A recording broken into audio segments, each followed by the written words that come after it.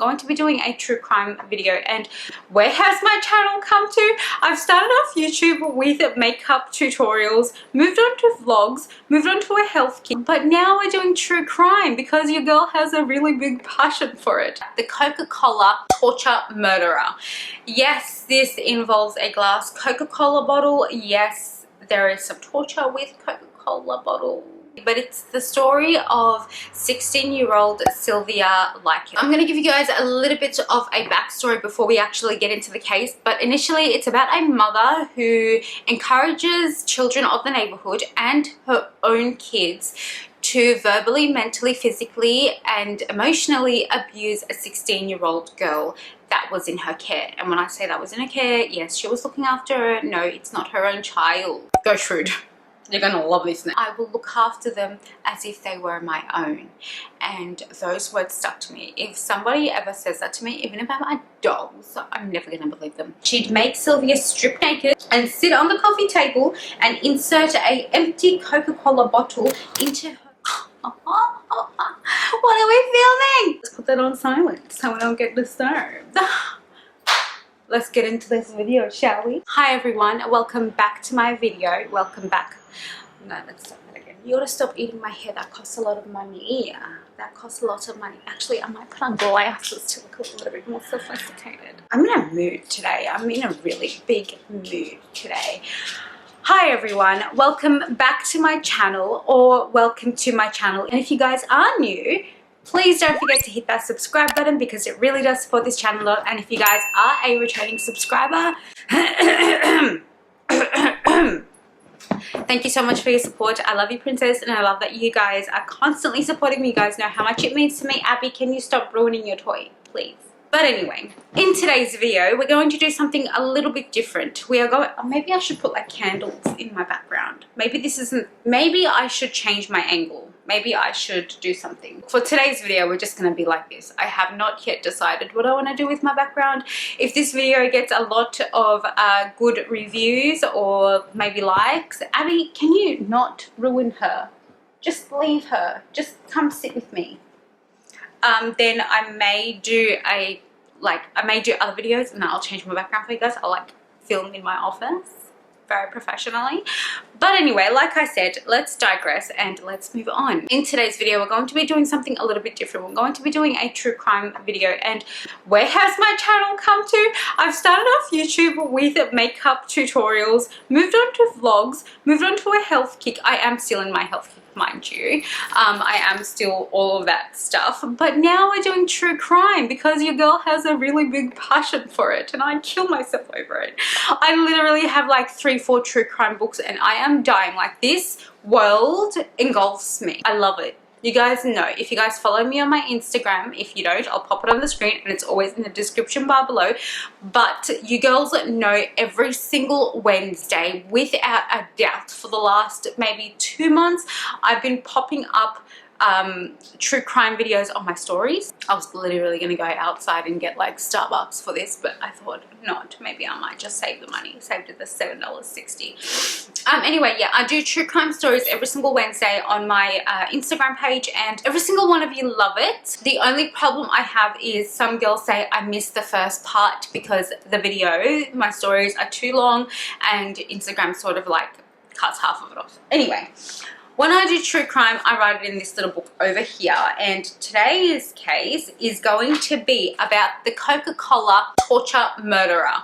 Yes, this involves a glass Coca-Cola bottle. Yes, there is some torture with Coca-Cola bottles and a lot of other tortures, but I'm gonna get straight into the video. And I've also got some notes on my phone, so if you guys see me peeping down, that's the reason why. I don't even start true crime videos. I mean, I read, watch, and listen to podcasts and videos and books about true crime, but I've never actually told my own, so like I kind of feel weird about starting this video. Anyway, this is essentially the true crime story of the Coca-Cola murderer, and we're going to be starting off saying, if you guys are in the world of like true crime, you're gonna know this particular story and the way this girl was tortured. It's going to be very close to the Junko case, the Chinese Junko case, where, well, maybe if you guys request that one, I will tell that one, but I know that one's going to be a bit too brutal for YouTube. That girl was like tortured to the max, tortured to a point where they like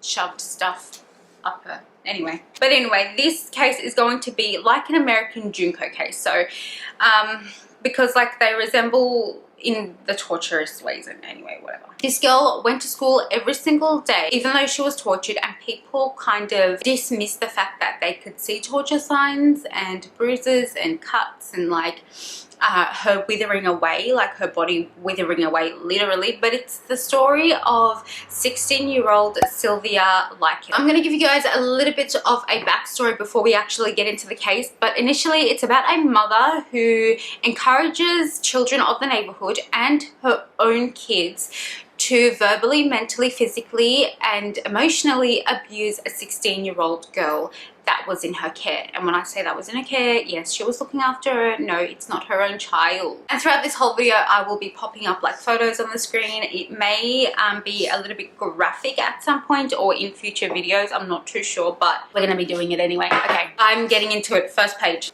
literally written notes everywhere. So in order to understand this kind of story, I need to give you a start with Sylvia and how she ends up in this house of horrors. I feel as if you need to know and understand Sylvia's childhood for you to be able to understand why Sylvia did what she did. So I'm going to start with her parents. Her parents were circus workers, not in the way where you think they are clowns or they do flips.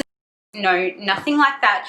But they were selling drinks and chips and knickknacks on the side, walking through circus grounds, but they were struggling to make ends meet. So this is why they were, you know, roaming around from circus tours to circus tours and selling items like beer and candy and stuff. Father had an 8th grade education, so there was really no other career pathway that he can choose, especially at that time. You know, there wasn't much jobs around as well, so he was an 8th grade graduate, not even like year 10 or anything.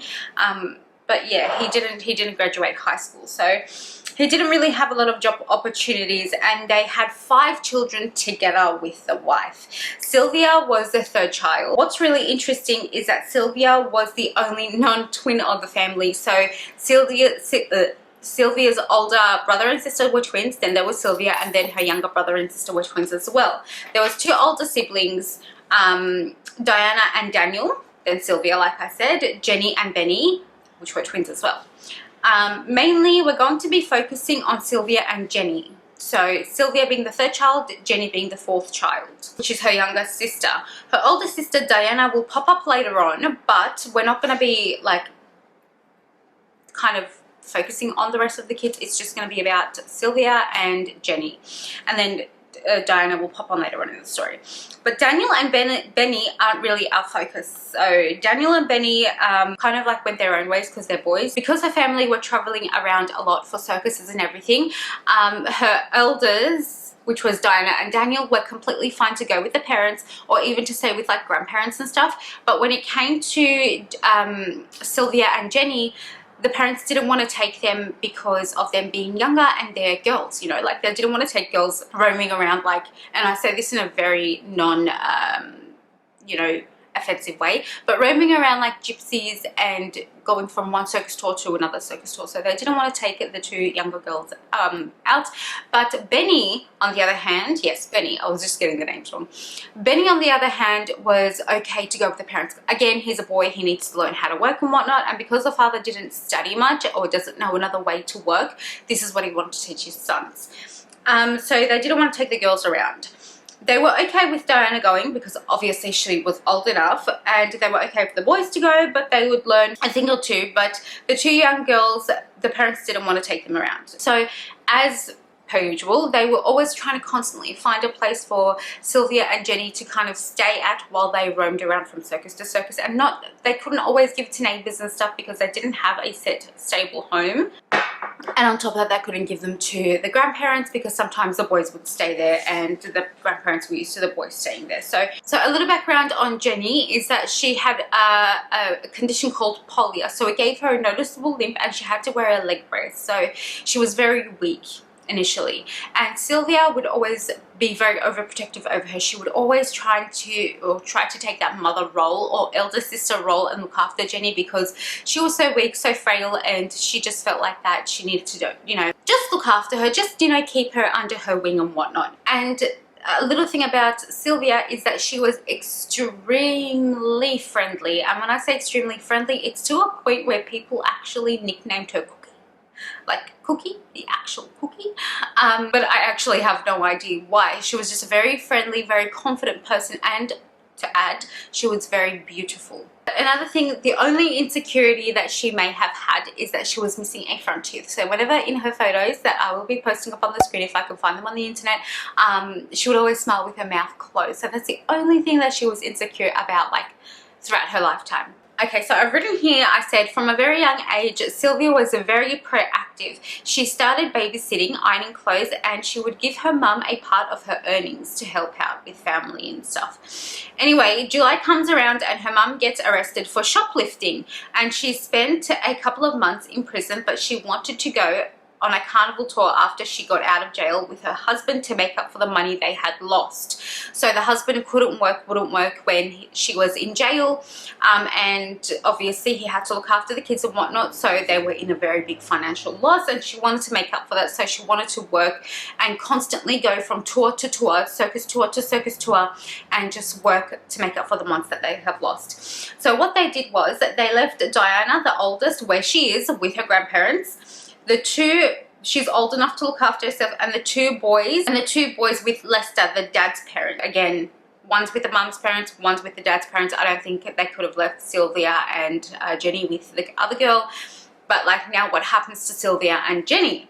So anyway, he one day goes to pick up the two girls from their friend's house, which is Stephanie. So their friend's name is Stephanie. They go to the same school, and they went to Stephanie's house after school, and the dad goes and picks up, you know, them from Stephanie's house. And the father meets Stephanie's mother. Gertrude.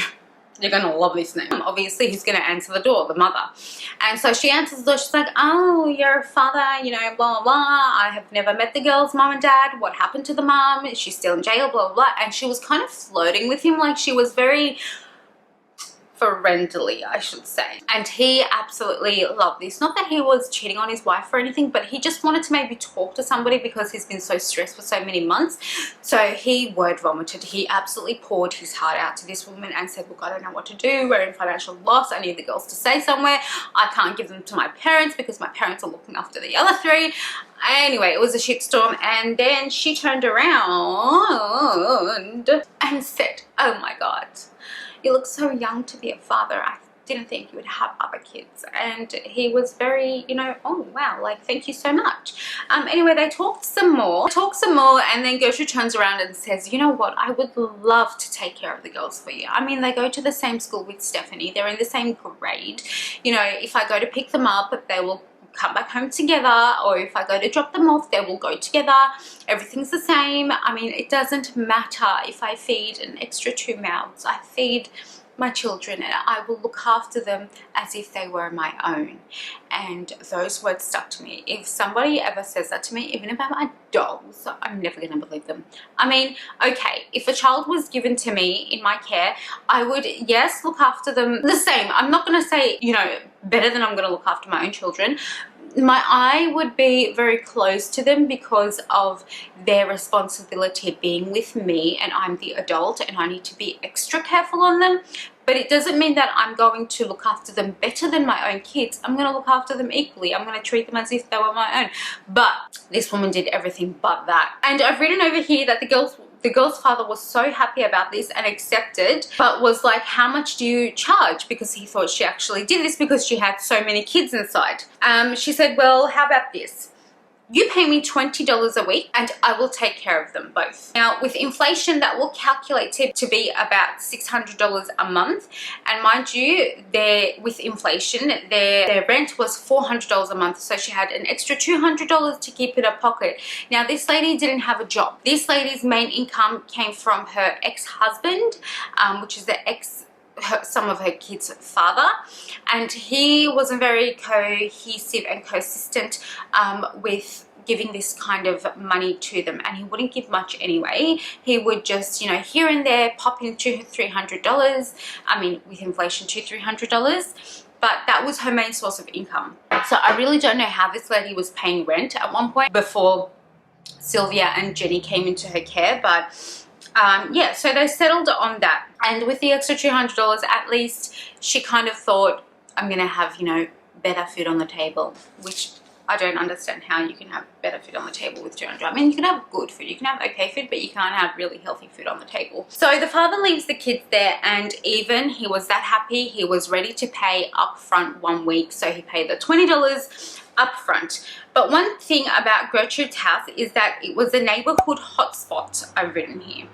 Kids will hang out, drink, smoke, have sex, have underage sex here, and she knew absolutely everything about it. She would sit down and chain smoke with them, and it was just absolutely the biggest shit show. It was crazy. The house was disgusting. She was unemployed, so she knew about it, and she would just sit around with them all day long, like I said. And another thing I need to add over here is that Jenny and Sylvia actually shared a room with 5 kids. So 5 kids, meaning Gertrude had her own, you know, bunch of 5 kids. I don't know how they slept, to be honest, because it was allegedly they slept all on the floor, and there was only 1 mattress in the room, and they were, you know, taking turns on sleeping on the mattress, which doesn't make sense. Like, how do you take turns sleeping on a mattress? Do you sleep for an hour, get up and then swap, or do you one night sleep on the mattress and then the next night someone else sleeps on the mattress? It just really doesn't make sense. But anyway, you get the gist. So she had Marie, Shirley, Jenny, Sylvia, all sharing a room. So she had 5 girls in 1 room in total. And another thing that you need to know is that Gertrude came from a family of 6 kids. So she had a family that had 6 kids, and what you need to know is that Gertrude wasn't really close with her mum, but she was close with her dad. So she absolutely adored her father, but didn't really get along with her mum. And when Gertrude was a teen, she actually visually, in front of her own eyes, saw her father pass away from a heart attack. So this was the first kind of torture that she had in her life, or anything that I can relate to being trauma, if you want to call it that. But she had a total of, I think it was 4 marriages, but 3 husbands. So she remarried one of her husbands, and she had kids off every single one of them. And she also had 6 miscarriages, so 5 births and 6 miscarriages, and she calls them failures. And even to her own children, she looks at them and thinks they're all failures because they failed to become something that she wasn't. To be honest, they became a bum exactly like their mother. Anyway, so she starts looking after the kids. Like, I'm not going to get into her past much because it really doesn't matter. It doesn't change the fact that she's an adult, and she tortured and actively encouraged her own children to torture these 2 girls. Well, yeah, these 2 girls. She physically tortured one of them, and the other one was mentally and verbally abused. But anyway, so she kept looking after the kids, and obviously $20 back then is a lot of money. We're talking about, you know, with inflation, it's about like $200. So it's a lot of money. And it was getting really, really hard for the parents to keep up with the payments of $20 per week. Lester and his wife were, yes, obviously working, but sometimes the money would become a little bit delayed, like 1 or 2 days delayed, and Lester accidentally forgot to pay the $20 per week for like one of the weeks, and it came 2 days late. And when she didn't receive her money, she got Sylvia and Jenny, bent them over, and started spanking them with a paddleboard, and was heard saying, well, I looked after you 2 for nothing for 1 week. That is mind-boggling. So Paula, the eldest daughter, was pregnant, but she had like a thing with Sylvia. So she absolutely resented Sylvia and didn't like who Sylvia is and was, because Sylvia was fit, healthy, pretty. You know, the only thing that she had was her front tooth missing, or the bottom front tooth missing, but she just didn't like Sylvia. So when her mother was beating her, she would actually encourage her mum to beat her more. So anyway, they went to a church gathering one day, and I've personally never been to a church gathering, but they were having food there, like an open buffet kind of food, and Paula was eyeing out Sylvia and Jenny the whole night. Anyway, they come back home, and she's like, hey, mum, guess what? You're never going to believe what happened. Jenny and Sylvia was eating a lot, like they were stuffing their faces at that gathering, and that's going to make it look like you don't feed them. And then Gertrude turns around and goes, oh yeah, is that so? Like, did they really do that? Did they go that far? Well, guess what's going to happen? I'm going to go that far too. So she turns around and she beats them up. So Gertrude would, like anything that Sylvia did in the house, Gertrude get shits at. Like Sylvia could be literally walking by and Gertrude would get the shits at this. Or on top of this, she wouldn't do anything at all, and Gertrude will like play this scenario out in her head, and she'll be like, it's that little bitch again. It's little Sylvia. Sylvia didn't. So she would actually beat the shit out of Sylvia. And because she was really tall, she was like 6 foot, I think, or 7 foot, something like that, something crazy like that. But she only weighed 100 pounds. That's like 45 kilos, 40 kilos, I'm not too sure. But she would get tired because of this, like because she was really sickly thin and very ugly, mind you. She would get really tired. So she would turn around to Paula and be like, Biss, my little firstborn, you continue bassing her up because your mama's tired. Your mom's gonna go chain smoke herself and kill her lungs. So she would get tired and she'd tell her daughter to continue beating the girl up. Yeah, so they would torture this girl in this sense. When the mother was tired, she would make her children torture the child. So whatever Sylvia did was literally pissing off Gertrude. And what happened was when Sylvia would usually pick up like recyclable bottles. You know how people like recycle bottle and get money for it? She used to do that to make her pocket money. And obviously she was starving at this point, and she had enough money to buy candy and went out and bought candy for herself and was caught. Mind you, she bought the candy, but was caught eating the candy by Paula. And Paula turned around to her mother and said that she had stole the candy from the corner shop, and they beat her up for it. They literally beat her up for it, and they starved her at that point. And one day, because she was so hungry, because you know how they're not starving her at all, Paula turned around and got a hot dog. Like as in made a hot dog, and was fooling around at home with a boy named Randy. Anyway, she turned around to Randy and said, oh my god, like she's so hungry, let's feed her and let's just put everything on this hot dog because she's so hungry. So they went into their cupboard and they put absolutely every single condiment that was in the house, in the pantry, on that hot dog, and they put every single spice and herb that was in the house on that hot dog, and they fed it to her. They forced her to eat it, and she threw up, and they made her eat her throw up. So that was the couple of early stages of signs of torture, and then they decided to starve her. So anyway, one summer Sylvia and Jenny went to go spend the summer with their parents, and Sylvia met a boy over there, and she kind of like not fell in love, but she kind of had like a summer sweetheart moment with this boy. Not that she did anything, but when she came back, there was a rumor that she was pregnant by all of the girls in the household, and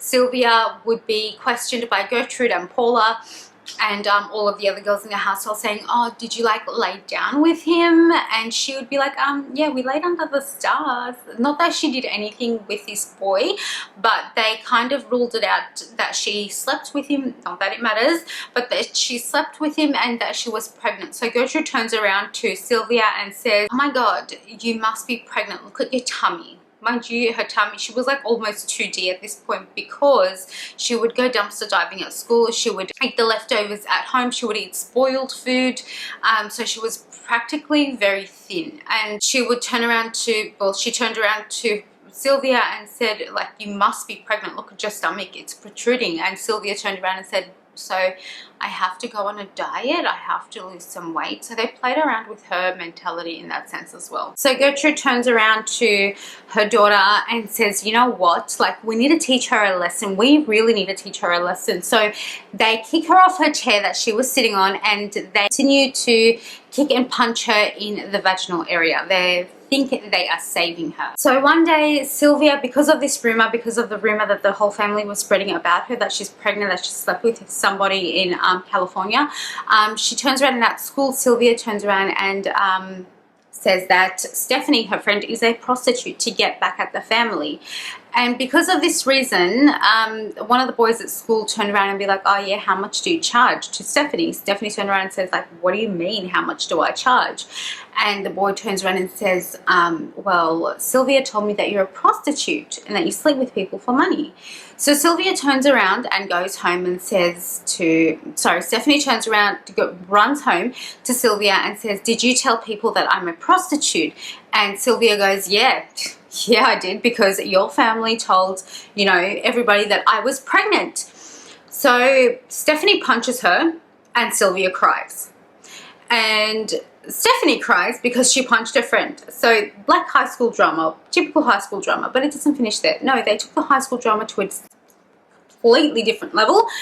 Stephanie's boyfriend gets involved, body slams Sylvia to the floor, punches her, elbows her, does everything to her, headbutts her, pushes her to a wall, starts punching her there, and Gertrude gets involved. She's like, yeah, Bess, let me get in on this. She takes off her whatever, homa poodle type, and they torture the shit. They just jump Sylvia at this point. And because, like I said, she was missing a tooth, my battery is running out, so I'm going to have to charge it.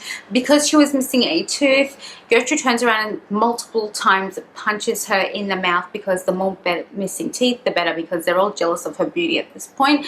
They punch her in the teeth, and Gertrude punches to a point where she breaks her own finger. And you're going to ask, why do people not notice? Their neighbors visit, yes, their father visit, but they get threatened.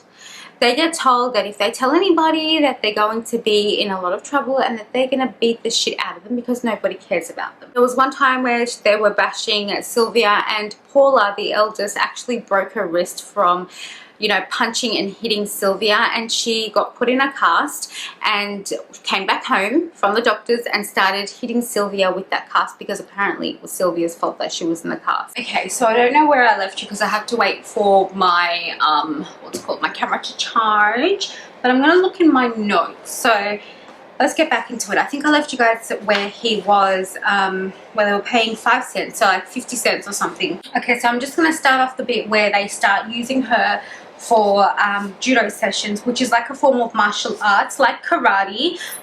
They meaning the neighborhood kids and the family, would body slam her, beat her up, and on top of that they would primarily use Sylvia's body to take out their cigarette butts. So by this point they weren't using ashtrays, they weren't using anything. I also have my heater on, so I'm so sorry if that's annoying, but this happened all of a sudden. At first the beating with a paddle, second the stomping on her genitals, and then the third all of this. So they were starting to use her for judo sessions. Mind you, she's still in school, she's still going to school every single day, but the torture or the abuse was covered up, so like by jumpers, or they wouldn't touch around her face or anything, so they like do it on her arms or her legs, anywhere that was covered up. And when people did ask her, when her teachers did turn around and ask her, hey, look, what's happening, are you okay, you're becoming very skinny, you're becoming very frail, you look like, you know, you need some help, she'll turn around and say, nothing's happening, I'm fine, I've fallen, or I've hurt myself, or I'm just, you know, fine, I'm just completely fine. And the reason why she would usually say these things is because she really had nowhere to go. Like, she genuinely had nowhere to go, and at one point Gertrude beat her up and opened the door and said, go, like, go, what are you going to do, where are you going to go, no one's going to get you, you're going to be all alone. And she looked at the door, Sylvia looked at the door and said, you know, I've got nowhere to go. Plus, on top of that, she was scared for her sister. So she was scared for Jenny's sake. She didn't want to leave Jenny alone. And by the time her body was examined by police and everything, there was over 100+ cigarette burns on her. So you can imagine the torture she actually went through by burning, like, herself. Well, by them burning her. And there was one time at a high school where everyone wanted to buy this tracksuit. Well, the teachers wanted the kids to buy this tracksuit for their graduation, and you weren't able to graduate without having it. So I think it's like those cloaks with the hats and whatnot. And she asked Gertrude, you know, can you please buy this for me? Like, can you ask my dad for a little bit more money, because, you know, we're not going to be able to graduate without it. And Gertrude turned around and said no. She goes, no, I'm not going to buy that, you spoiled little brat. Mind you, she had bought every one of her children one of the tracksuits. So all of her kids had the tracksuit with the money that Sylvia's father was giving them. the monthly allowance and everything, and you know, she just didn't want Sylvia to graduate, I guess, or didn't want Sylvia to achieve anything, I guess. Anyway, so Sylvia had no other choice but to go into one of the storage rooms in the high school and actually steal one. So Gertrude finds out and brings her home. She lights matches up and burns her fingertips for stealing. So as a form of punishment, she burns her fingertips for stealing. But then again, it's Gertrude's fault. And then it got a lot worse. So they started to manipulate her. They cut her, making small little lacerations, and of course they do it in covered places, like I said before, so nobody notices. But at the moment, they did it not too deep. So like they did it just a little bit underneath the skin, and I'm not highlighting it by any means, but because I have watched and, you know, dealt with true crime stories and just like constantly watched it, constantly read about it. To me, unfortunately, reading all of these doesn't seem so, and even though they don't seem so daunting. They do it in covered places and not too deep, because you know what, like, she might bleed out, you know, she might die, and it would be an inconvenience, it wouldn't look good on their name, so they did it not too deep. Who is that? And to make it worse, they grab the salt and rub salt on her wounds. Then Gertrude would say they have to cleanse her of her sins, in quotes, and she would throw her into a scalding hot shower with those opened salty wounds. So her wounds are already open, they're already bleeding, they've got salt on them, they're burning, her fingertips are burning, you know, she's got 100+ cigarette wounds on her, and they throw her into the bath of hot water. And then they would manipulate her genitals. But it didn't seem like they would do it in any sexual means. They do it just for torture. They would kick and punch her in the genitals, and then this bit is so freaking nasty, but this is your warning. But this is where the Coca-Cola comes in. So Gertrude would have all of her kids sit in the lounge room. Sometimes they'd be neighborhood kids there. And she'd make Sylvia strip naked, all right, okay, I'm not talking to you, and sit on the coffee, sorry guys, and sit on the coffee table and insert a empty Coca-Cola bottle into her down below, and it was said that she would turn to Jenny, her little sister, who witnessed all of this, and say, "See, Jenny, see what your sister is." And what made it all worse was that her parents ends up visiting. Betty, the mum, is out of jail, and the dad go to visit her, but these girls were so freaking abused, guys, that they were too scared to say anything to their own parents. So imagine, not only are you alone, but you're too scared to say something to your own parents. Gertrude had told them that their parents aren't going to believe them, and that their parents would think they're being dramatic, and that if they'd said anything, that she would beat them some more. So again, like I said, she's threatening them, which in this case is kind of true, because like, you tell your parents something as a little kid and they turn around and say to you, "Oh my god, you're being too dramatic, like you're being extremely dramatic, stop being a princess." I don't know, but my parents did that. So but this is the kind of reaction you get off your parents. So naturally you think, yeah, you know what, as bad as Gertrude is, she is really telling the truth at the moment. My mum and dad's not going to believe me, and I'm just going to get beat up more over it, so I'm just going to keep my mouth shut and pretend like everything's, you know, swell. But later on down the track, the parents would have so much guilt attached to them. Jenny doesn't blame her parents for the abuse, because she knew her parents were so focused on making money for a living and trying to keep them in school.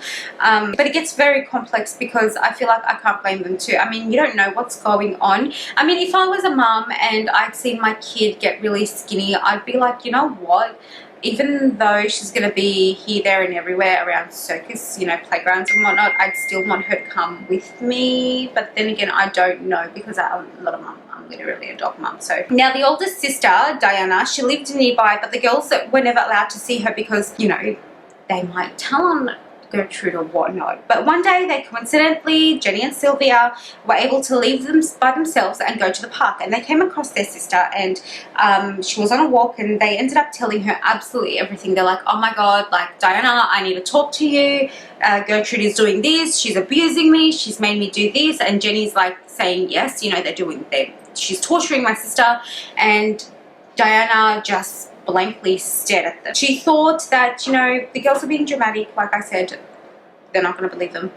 She thought the girls were being dramatic and that they miss their parents, and they're just doing anything and everything under the sun to be with their parents. So she didn't think much of it, and she's like, "You know what, it's okay, I understand but you know, this is just how it's meant to be at the moment. So she's saying, don't be dramatic, Bess, you know, keep it up. I'm pretty sure everything's okay. And also, like, she doesn't think that it sounds real at this point too, because like if somebody comes up to you, a child comes up to you and says, hey, you know, my carer is making me pour Coca-Cola bottles up my whoop whoop and is beating me to death and putting out cigarettes on my body.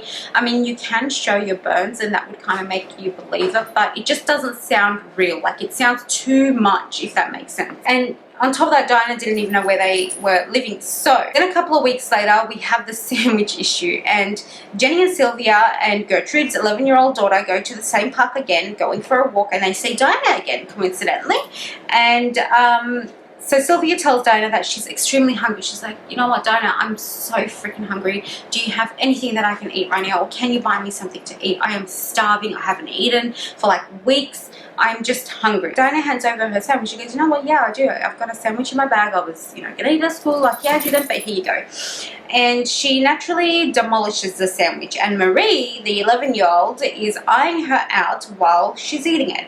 And then they go on their way home. So they say their byes and go on the way home. But Marie ends up telling Gertrude and Paula about the sandwich and about how devourous, or how she was, you know, devouring the sandwich. She's like, it made you guys look bad. It made you guys look like you guys weren't feeding her. It looked like she was starving, and Diana's gonna be sus about it. So she said that we went to the park and this girl gave Sylvia a sandwich and she ate the sandwich. And now a normal person would ask, coming back to Gertrude, a normal person would ask, oh my god, like, maybe, who was it? Was it a stranger? What was in the sandwich? She could have eaten anything. They could have drugged her, blah, blah, blah. But no. What Diana says, what Gertrude says is, okay, well, let's go talk to her. Like I said, I've got my notes down here, so that's why I'm looking down. So they go over to Sylvia and say, you're engaging in gluttony. And gluttony, for those who don't know, oh my god, don't look at my ear, is apparently one of the 7 deadly sins. So it's very, very sinful. And it's like where you're obsessed with food and you can't get enough of food. I don't know why it's associated with the 7 deadly sins, but anyway. Mind you, Sylvia was very malnourished at this point and really needed lots of food. So I don't know how this is gluttony. They decided to choke her and beat her for eating a sandwich, and they did what they always do. They threw her into a scalding hot bath to cleanse her of her sins, and guess what? To their surprise, Sylvia freaking fainted. She was choked, beat. She was bleeding, her fresh cuts in scalding hot water, so naturally from the pain, she obviously fainted. Gertrude didn't like that though, so she grabbed Sylvia by the hair and banged her up against the bathtub to wake her up, mind you, and said she wants her to feel every second of it. And yes, she woke up and was tortured some more, but for hours on end. And I know what you're thinking, so by this point, someone must have noticed, the neighbors, someone at school must have noticed, right? And there was a boy named Michael. So Michael was one of the boys who would come over, obviously saw all the torture that was going on. So he goes up to his father one day and says, hey dad, you'll never guess what I saw the other day. And he explains everything to his father, all the torture that he's seen till today. And the father goes, well, you know what, we've got to go file a police report. And this was the first police report, and the only police report that was made on Sylvia's behalf. The dad and Michael file an anonymous police report that said, in quotes, a girl with open sores all over her entire body is living at this address. And they gave the address to the Gertrude's house. Now, the school was also alerted because this is an underage, you know, girl, and they wanted to know who she was before going to Gertrude. So they give the address to the school, and the school ends up sending a nurse there. So the police don't end up going, but they send a nurse there, which doesn't make sense to me. And then the nurse goes to the door, knocks on the door, knock, knock, and Gertrude opens it up and says, she asks her if she's Gertrude, and she's like, yes, I am. And she says, it's nice to meet you, blah, blah, blah. And Gertrude says, please come in. It's such a pleasure to meet you. And the nurse asks, so where is the girl with the open sore? And Gertrude says, oh, that girl? Her name is Sylvia. Obviously, you know. But here's the thing. She's completely out of control. She's completely out of hand. And she's such a bad influence on my kids. She goes around doing nasty things with all the neighborhood boys. And she never studies. And those are open sores? Oh, no. Those sores are because she refuses to wash herself. Oreo, and her personal hygiene is absolutely disgusting. This girl reeks of body odor. I hate to say this about a young girl, but good riddance. She's such a bad influence, even on her own sister Jenny. On my own kids too, obviously, but she was staying here and then I had no idea where she went. So she was implying that she had run away. And the nurse says okay and leaves, and there was never another investigation ever again, which is kind of weird. So Raymond and Phyllis is going to piss you off a little bit. They're a middle-aged couple who lives right next door to this house. They thought of Gertrude to be an ideal caregiver. Like, wow, she's got 7 kids of her own. Why not take 2 more? Like, she's such an amazing woman. Like, she's such a super woman. And she seems so motherly. But they were invited over for dinner with Gertrude and for a glass of wine. So they're like having dinner and a glass of wine. So they go over to visit and they have a swell time. You know, they see Sylvia, they see the kind of frail person she is, they see all of her bruises, they see all of her cuts, and they go home and talk about it. Do they go to a doctor? No. Do they go to a police? No. And they're like, wow, that Paula girl, that 17-year-old Gertrude Paula, the pregnant Paula, she seemed so wild. She talked about how she gave Sylvia a black eye once. Now, I'm not the nosy neighbor, but at the very least, if I had gone to my neighbor and seen a kid there that had a black eye, I would 110%, number one, not only talk about it when I come home, I would go on for days, but I would definitely, 100%, I would definitely report it either to docs or to the police, like one of the two. Now, they went back the second time. The same couple went back the second time, and at this point, Sylvia was almost a zombie. So she was unresponsive. She was literally just sitting at the table, just like looking at her food, not even being able to eat it. She wasn't really that conscious, but was aware of her surroundings. She was just, you know, dead at this point. She was so skinny.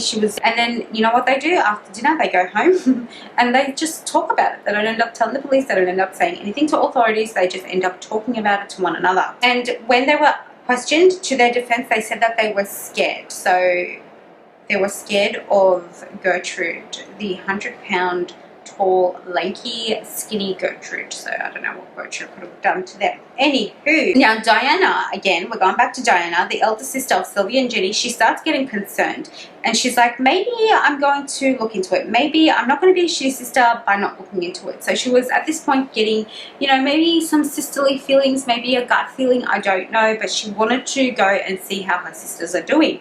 So she somehow finds out where they were staying, probably asks her parents. It didn't seem like it, but I don't know how she found out where they were living, but she ends up going to Gertrude's door and knocking on Gertrude's door. And obviously Gertrude opens up the door and she says, like, I'm sorry, who are you? Because Gertrude has never seen Diana. And Diana says, I'm Diana, Sylvia and Jenny's older sister.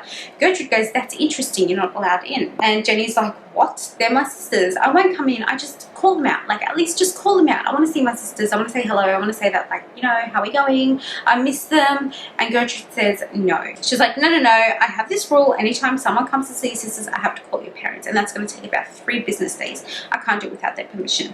And she was totally shocked. Diana was completely shocked, then was told to get off her property. So Jenny ends up running into Diana again one day, but by herself. And Diana asks about Sylvia, and Jenny tells her, you know what, Diana, like, I really can't tell you anything because I'll get into a lot of trouble. So yeah, she was scared, but she wasn't able to say anything to her sister. And she's like, I don't want to get beat up. I don't want to get, you know, hurt. I can't say anything to you. And so Diana starts investigating, but what can she do? She's still, you know, a teenager herself. She's not a full-grown adult. And then there were reports that Diana actually found out where they were hiding Sylvia, and that sometimes she would go sneak them food. So she would go to the basement where they were hiding her later on, and she would, you know, give her some sandwiches and whatnot. But the abuse escalates. Now we're getting to the basement, like I said. So Sylvia started losing control over her bowels. And a funny thing about this is, not funny, but it's very serious. Yes, you can lose control over your bowels with torture, which is what happened, but also because of stress. So this girl must have had so much stress to a point where she actually lost control of her bowel movements. And she would, you know, be denied access to the bathroom all the time. So she was holding it a lot of the time, and again, that causes stress, and she would just, you know, wee herself. And apparently your inability to be able to hold your wee when you're that young is not just damage to your kidneys, but also damage to the muscles around it. So That's very sad, but it can actually happen with heavy amounts of mental stress, like I said. Gertrude didn't want her to wet the one mattress that these 5 kids were sharing in that room, so as punishment, she threw her into the basement. They would keep her naked there, belly fed, extremely dehydrated, and they had tied her to the railings of the basement. And one thing about this and the way they tied her up is that Sylvia was very tiny, like she was a small human and obviously very young. So when they tied her up to the basement, like she was barely touching the floor, she was on her tippy toes, and imagine being like that for days on end.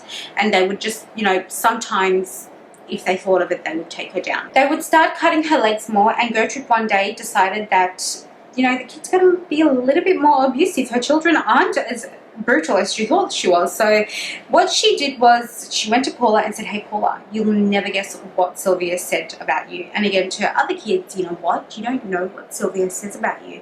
And she would taunt them, and Paula would turn around and say, no effing way, well, I gotta go give her, you know, her medicine. And they'd go downstairs and beat Sylvia. Did Sylvia say these things about these girls? No. Did Sylvia say anything about these girls? No. Sylvia wasn't even able to stand up properly at this point. They would all take turns in beating Sylvia up. The only thing that would make them stop beating her up even for an hour was if their favourite TV shows were on. And while their favourite TV shows were on, they'd all sit down like a happy, merry little family and watch it, which is freaking mind-boggling. Like, that is disgusting. How can you do that? How can you be beating up person, taking turns in beating up a person, and then only stop when your favorite TV show is on and sit down like a family and watch TV? Then comes John Jr. I feel like we've heard about Paula, then we've heard about the neighborhood kids, and obviously about Gertrude, but what is it about John Jr., a 12-year-old boy? This John Jr. is one of Gertrude's sons. So what would make this 12-year-old boy want to punch another 12-year-old person? It's the fact that he would grab his 1-year-old brother and he would grab his diaper and rub the poo and the wee into Sylvia's mouth and tell her to eat it. And Gertrude would obviously watch this happen, give her half a glass of water and say, that's all you're getting to eat tonight. John would grab a bowl of scalding hot soup and put it in front of Sylvia and say, you can eat this today, but only if you eat it with your own hands. And remember, she had been burnt daily on the fingertips, and she would, you know, try to scoop up the soup because she was that starved with already burnt fingers. By the time they found her, they didn't even call her malnourished. Like, they literally called her emaciated, just bones. Eventually, Gertrude let her sleep upstairs on the mattress for a day, and I don't know what put this thought into Gertrude's head, but she's like, go, sleep on the mattress, you know, just for one day. And Sylvia goes upstairs and lays on the mattress, and before she's about to fall asleep, she turns around to Jenny and she says, hey Jenny, I know you're going to get in a lot of trouble, but can you please just bring me a glass of water? Like, just one glass of water, please, please, please, I'm so thirsty. And Jenny would go get her sister a glass of water after everyone's asleep, and because Sylvia can't hold her bowel movements, she ends up being to bed.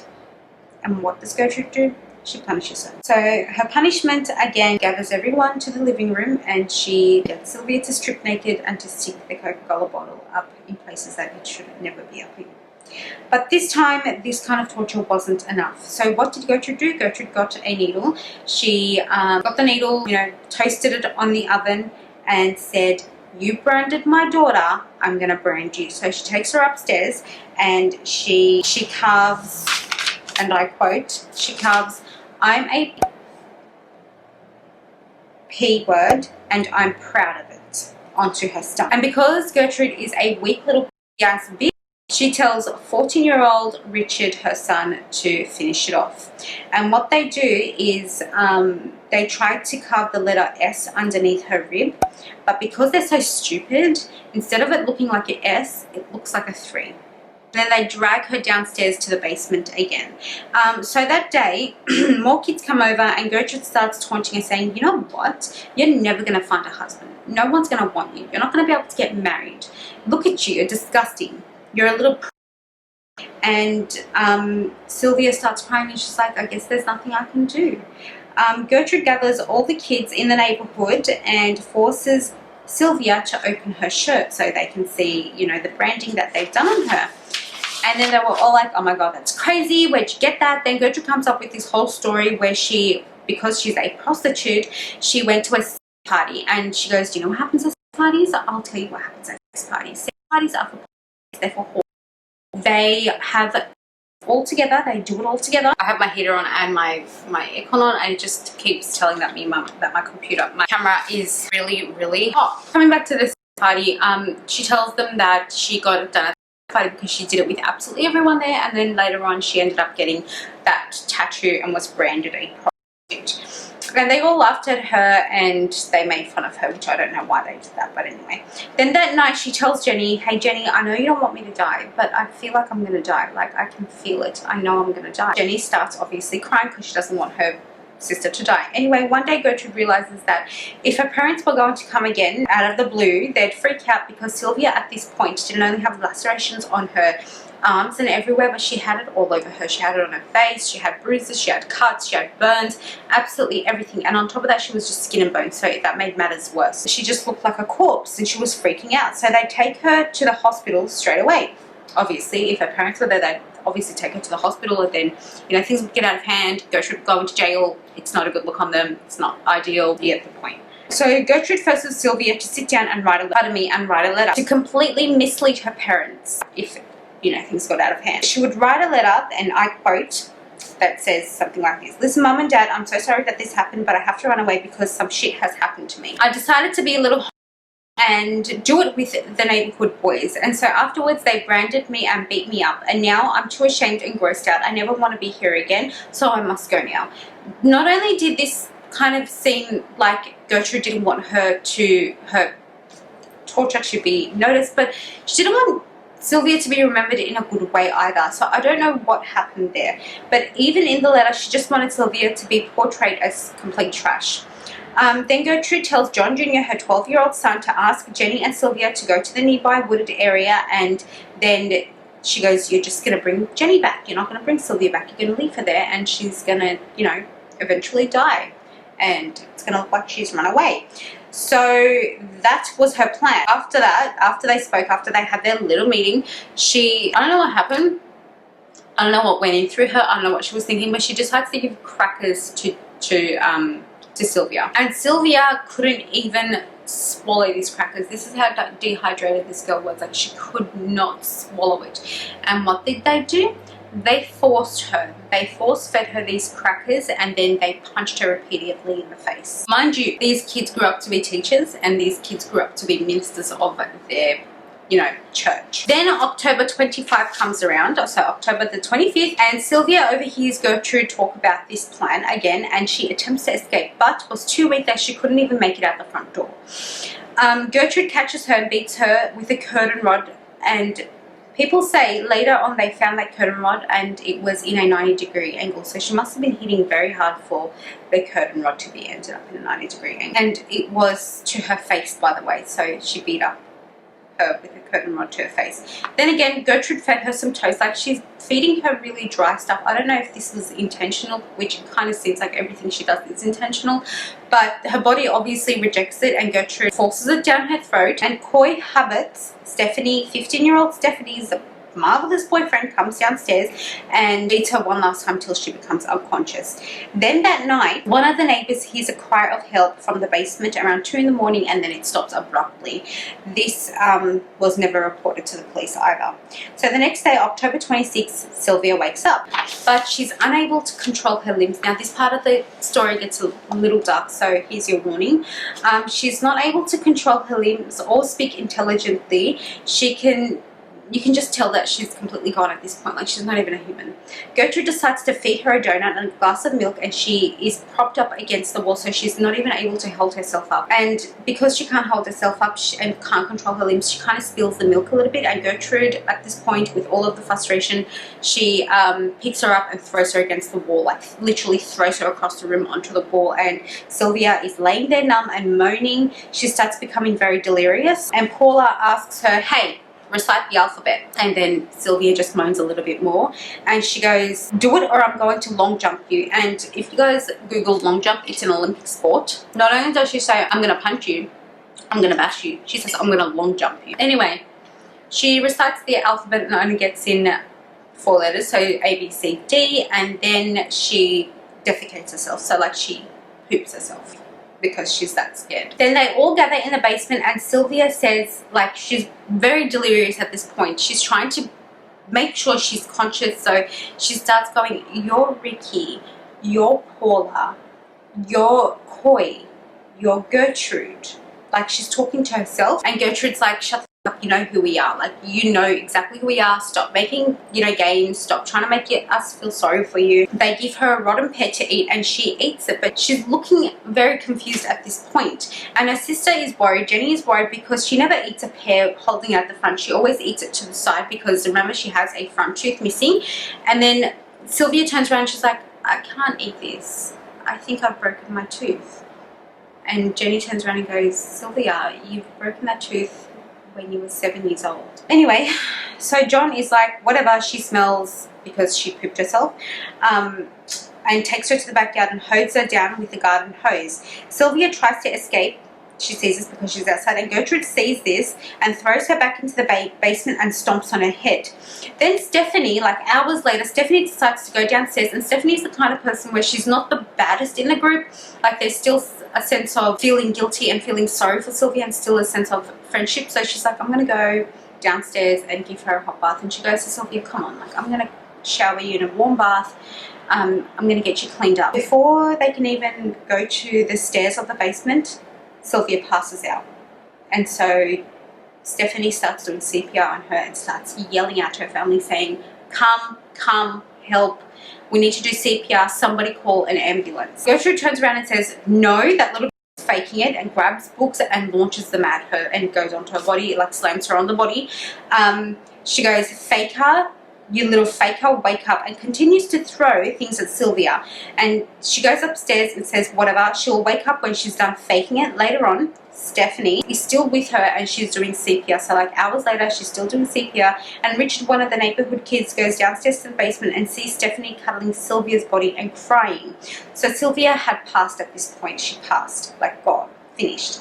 Naturally, Gertrude starts to panic. Now she starts to panic, and tells Richard to go call the police, and so he does. The police come, and by this point they have moved Sylvia onto mattresses in one of the bedrooms, and the police are like, "What the f happened? Like, I've never seen a little girl look like this before, let alone anybody look like this before. What happened?" And Gertrude is like, "I know, I was so heartbroken when she walked through the door holding a little note." She gives the police that note, the one that she forced Sylvia to write, mind you, and she kept crying and saying she was heartbroken, like, "Who could do this to my Sylvia? I tried for the past hour to clean up her wounds and give her CPR," and she was just putting on a whole show at this point. And then pregnant Paula walks in, the abusive Paula, and starts sobbing, and she says, "I know it's upsetting, but this had to happen. Like, this is meant to happen." What they did was they threatened Jenny and turned around to Jenny and said, "If you cooperate with us, we're going to treat you like one of our own." And Jenny said, "Okay." So when the police came and asked Jenny, in front of everyone, mind you, they don't do this anymore, but they take the kids away now and they interrogate the kids or question the kids in another room. But back then it wasn't like that. Back then they were just asking in front of the parents. And when they asked Jenny, she's like, "Look, yes, whatever they're saying is true. You know, Sylvia came holding a note and she was all distraught and what." But then later on, as they were leaving, as the police were leaving, she whispered to one of the police, she goes, "If you get me out of here, I'll tell you everything." And the police was like, "What?" She goes, "If you get me out of here, I will tell you everything." So they get her the out of there. And that day, Sylvia's oldest 3 children, which is Paula, Stephanie, and one of the boys, I can't remember his name, but their ages were 17, 15 and 12. They were arrested along with Gertrude, and Gertrude was Coy and Richard. So the guy that carved into her skin, and Coy, Stephanie's boyfriend, was also arrested as well. They were interrogated and they were not set for bail.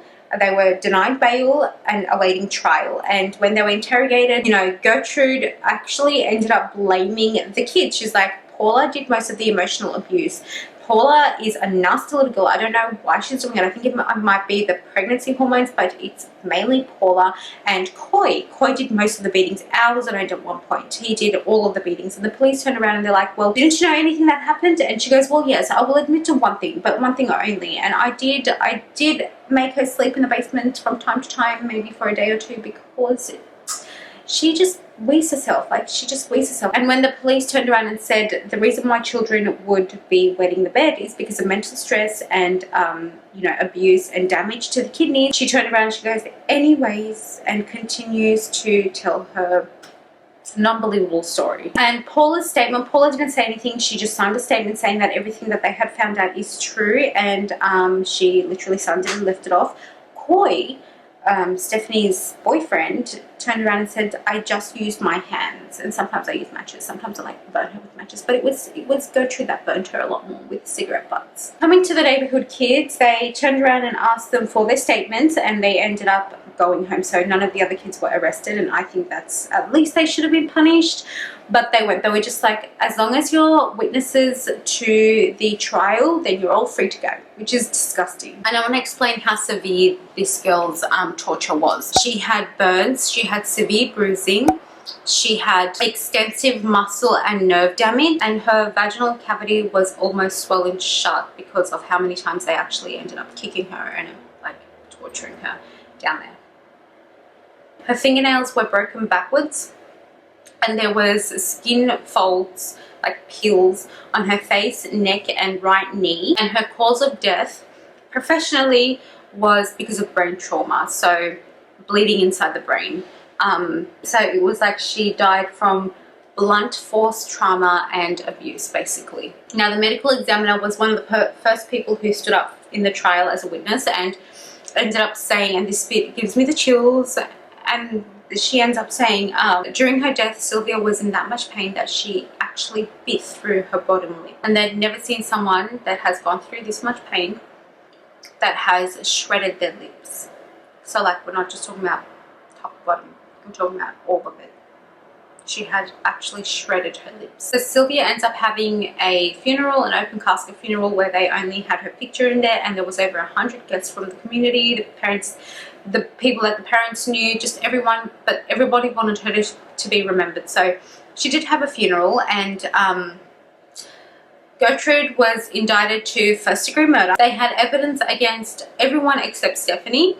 So Paula, Gertrude, Coy, Richard, and they couldn't find much evidence against Stephanie, and they actually asked Stephanie if she was to go against her family in trial, that they would give her immunity and she'd be able to walk away, and she did exactly that. So I guess she did kind of redeem herself, but not so much. And again, remember, Stephanie always did have that soft spot for Sylvia as well. So Jenny testifies, Stephanie testifies, the neighborhood kid testifies, and then Gertrude testifies. And your attorney tells you typically not to testify for first-degree murders unless you are pleading not guilty, and they didn't know why Gertrude was actually testifying at this point. And she goes up on the stand and it's like, guys, hello, people of Indiana, it wasn't me, it must have been the children. She goes, I have bad health issues, I just constantly smoke non-stop. I'm a chain smoker, and I'm really skinny, I'm underweight, I'm malnourished too, and it was just the kids were doing it. I wasn't aware of anything. They were all sentenced to, obviously, jail. What got me in this story was that Paula actually ends up having a kid in jail, and sorry, my camera is just being a little burst today. But anyway, what got to me in this story is that Paula ends up having a kid inside jail, and she ends up putting her kid for adoption, and she names her kid Gertrude. So she names it after her mum, which is kind of weird. Gertrude's inmates love her. Like, they actually ended up nicknaming her the Den Mum. So she's still taking on that mother role. She's loving life in jail, which I think is just absolutely disgusting. 20 years go by and she ends up having parole. She only serves freaking 20 years for the murder and is out on parole. And she ended up changing her name to Nadine Van Fassen, I think it was, and now is a devoured Christian. And as God or the Almighty or whoever is up there plays a role on us, or karma, within a couple of years after being released, she ends up dying of lung cancer. John Jr., which was a 15-year-old son, was released from prison within 2 years, and then he became a minister at the church. So he has a good life. Then he ended up dying, I think in his 40s because of diabetes. But anyway, that's the story of the Coca-Cola murderer. But if you guys like this video, please don't forget to give it a like, don't forget to share it with your friends and family, and also don't forget to subscribe to my channel because it helps me out a lot. And it just keeps me on the platform and makes me doing more content for you guys and weekly videos for you guys. My family is absolutely going crazy, so I've got to get back to them. But I'll see you guys next week with a new video. And again, leave any true crime stories that you guys want me to cover in the comments down below. Bye!